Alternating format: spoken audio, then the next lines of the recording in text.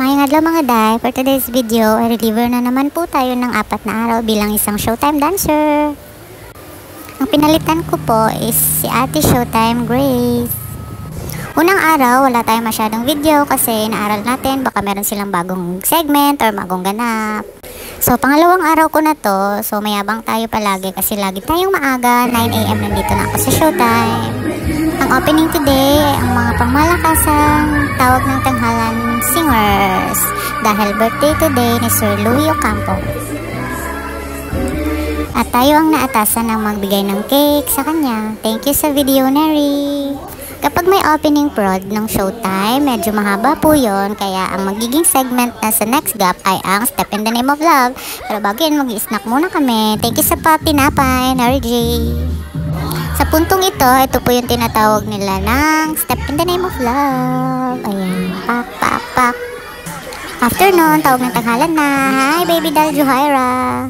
Third day ko na, ito po ay Saturday. Ayan, tapos na ako mag-ayos. Sila ay mag-aayos pa lang kasi kakarating lang nila. Siguro dumarating sila is 10:30 to 11 AM. Ayan.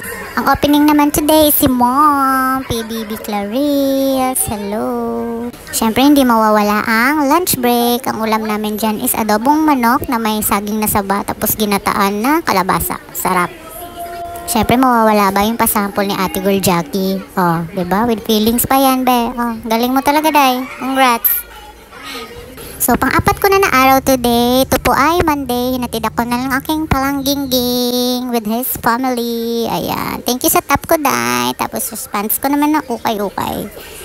Yan. Monday na Monday. So, bagong labay yung mga damit. Inaayos ko lang. Team Blue ay si Nary J, sa akin naman ng Team Red kay Ate Grace. So, opening na, kasama si Gerald Anderson. Step in the Name of Love na ulit. Ganun at ganun lang mangyayari everyday.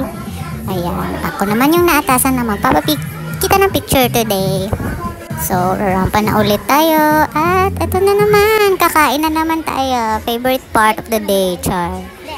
Yun lang, 4 na araw po tayo dahil may Taiwan si Ate Grace. So, maulang to, bago magsiuwian, syempre magda-dance-dance muna tayo with Wardrobe Mama Mac.